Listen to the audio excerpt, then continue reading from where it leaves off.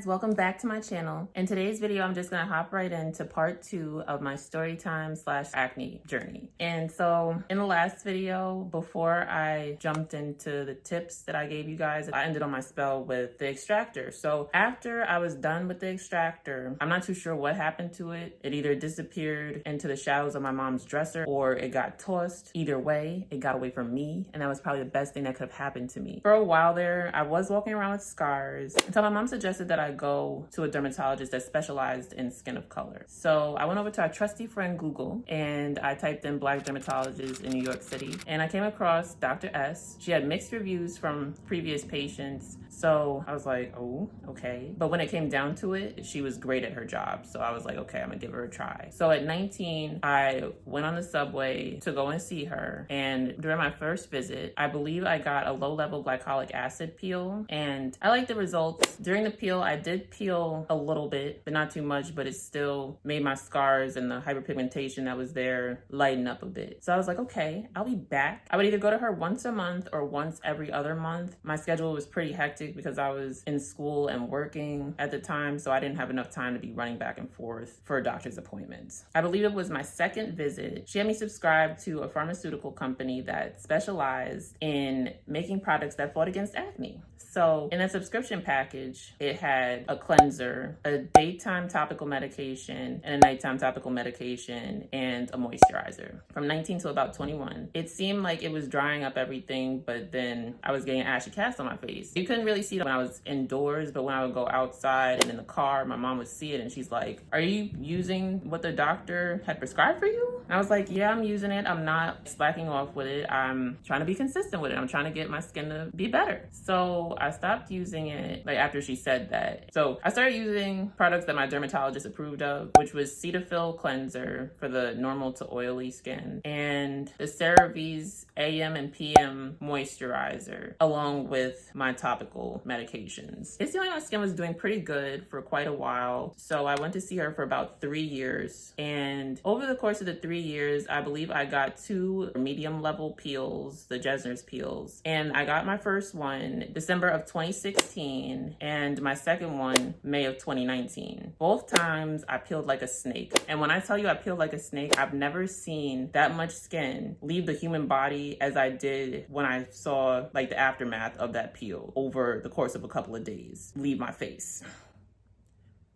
It was so much shedding. I had to stay out of direct sunlight. I also had to keep moisturizing my face, but even when I would moisturize my face, I was still peeling. So I didn't go out that much, but when I did go out, I would go out at nighttime with my mom to the store, and people would be looking at me like, are you good? Sort of thing, but they didn't know that I was undergoing a treatment. I don't really have anything negative to say about Dr. S. I stopped going to her in May of 2019, which was the last time I got my peel because of some issues with the billing company that she was dealing with. By then, I was 22 when I stopped going to her. So that summer, a month before I turned 23, I flew down to Atlanta to visit one of my cousins. And some kind of way, we found our way into Sephora. I was just walking around the store, and one of the workers there had asked me what my skin type was, and I was like, I know I'm acne prone, but it's either oily or combination skin. And she's like, your skin looks kind of dry. Can I do a moisture test on you? So she used some type of device, and come to find out I had dry skin. She put me onto this brand called Caress, and I told her that I flew down to Atlanta, so I don't think I could go back with the full-size product. So she gave me sample products. I used the sample-size products over the course of the few days that I had left there, and I'm not even gonna hold you, it was really looking bomb. So I came back home to New York, and I went to a nearby Sephora. I asked them about the products, and they said that it was discontinued. And I was so heartbroken, honestly, because those products were everything. And I continued with the skincare routine that I had before I left for Atlanta. And my skin was looking pretty good for a while. I was so surprised. I was like, wow. I was like, okay, we're making progress here with my skincare. So in, I want to say November of 2019, I started seeing ads on Instagram for Curology. So I was like, okay, I'm gonna do some research and see what this is about. So I go back to YouTube and I typed in Curology reviews. So for the most part, it seemed like everybody was doing well after using Curology, and they had nothing but rave reviews, except one video. In that one video, there was a girl that said that Curology had made her skin get worse than it was before she used Curology. And one thing I will say, I should have listened to her, because before I get into that, I'm gonna tell you guys, when I first got Curology, the sample package that they sent, it seemed like my skin was thriving. My skin was looking hydrated and smooth, all that good stuff. I think my mom even was like, okay, this looks like it's working for you.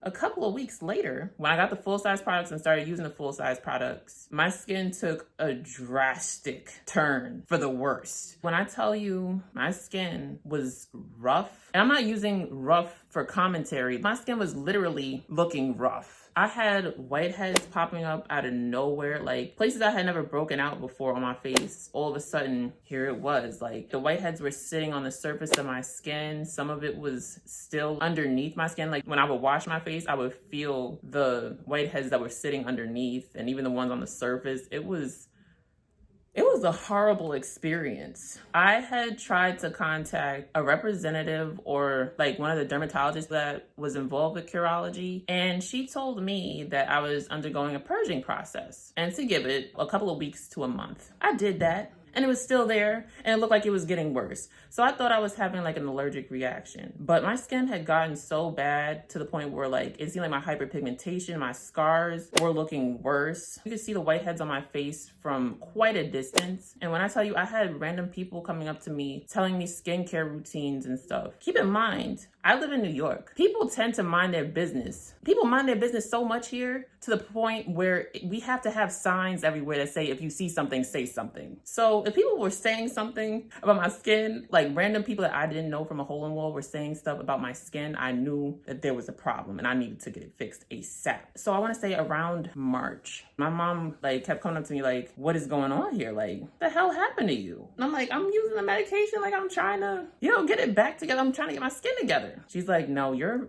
having a breakout. Like, your skin is breaking out really bad. You need to go and see a dermatologist again ASAP. So you either gonna go to the one that you was going to before, or you're gonna go to another one. Make your choice. And I was like, okay. So I opted for a new dermatologist. I went back to our trusty friend Google. I typed in nearby dermatologist, and I came across Dr. Ekman. What drew me to Dr. Ekman was that I saw that he had a diverse clientele of people that had acne and used his acne treatment. They came out with clear skin. So I was like, okay, I have to go to Dr. Ekman. When I first went, I had a crazy amount of whiteheads on my face. My hyperpigmentation looked really wild. Along with the previous acne scars I had, it was really something. So when I got there, like he has before pictures of me, and you'll see where you see like a bunch of whiteheads all over my face. You see a lot of hyperpigmentation and scarring on my face, all that. And like, I didn't say anything before, but I do believe that I was definitely depressed, and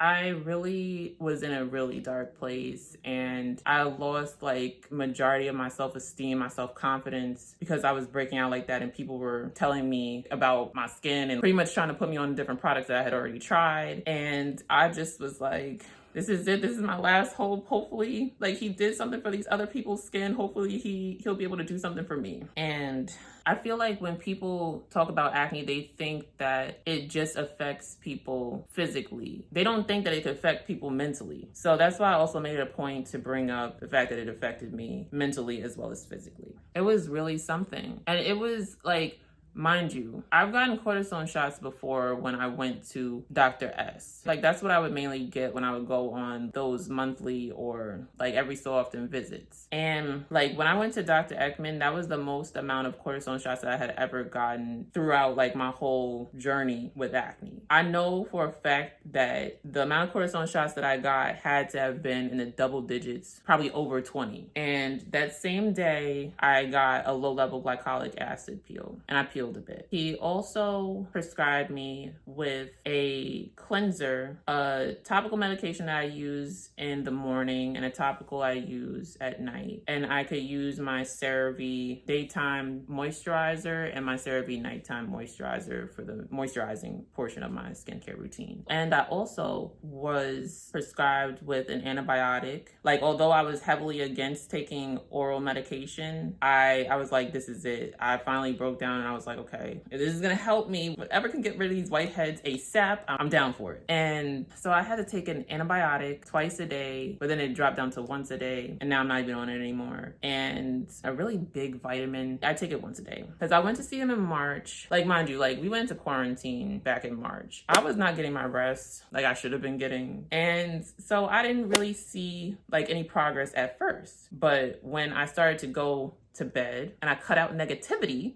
my skin started thriving. It seemed like the hyperpigmentation started to fade some, and I didn't have any active whiteheads on my face anymore after that, I don't think. Or like, at least it was a lot less than what I had before. I was so happy because honestly, I had lost all hope before finding Dr. Ekman. I really did not think that there was anything left that anybody could do for me in regards to finding something that could help me cure my acne. And thanks to Dr. Ekman and his staff, I feel a lot better now about my skin and about myself. I'm slowly regaining my confidence back. It's wonderful, honestly. I think that like maybe this all happened for a reason. You know, I feel like in a lot of ways it was definitely meant for me to find Dr. Ekman, because you see that before picture? When I came back to him in July, my skin was really doing well. Even he was like, wow, what a big difference. Like, I know you're probably like, why do you keep saying wow? I'm just at a loss of words, honestly. I can't thank them enough for helping me and prescribing me a skincare routine and the vitamin and the antibiotics and everything helping me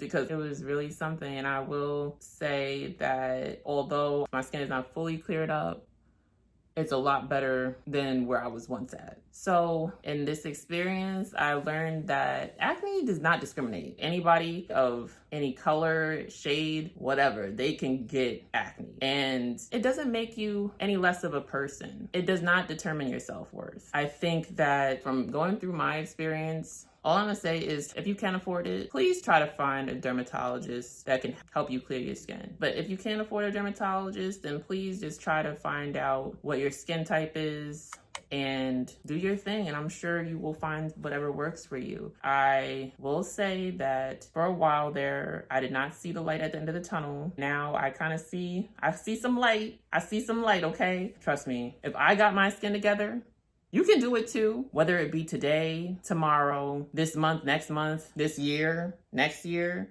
You're gonna get it. You're gonna get yours together too. So that's pretty much why I made these 2 videos and this channel, was to let other people see that they are not alone and that I'm right here with you in this process and going through your journey with you. I mean, you know, it was kind of lonely at times, but I don't really tell them this, but I couldn't have done this without my parents guiding me through this journey and helping me out some and giving me some encouraging words. Like one day I was crying because I didn't think that my skin was ever gonna get it together. I really didn't. My dad told me that, you know, this too shall pass and that one day I'll find a product that works for me or a dermatologist that can help me clear up my skin and my acne will gradually go away. It's not going to last forever. It will get better. And from where I'm standing, it is getting better. I still have a ways to go. My skin is not fully clear, but I'm definitely on the right path. And I know that you will be too, okay?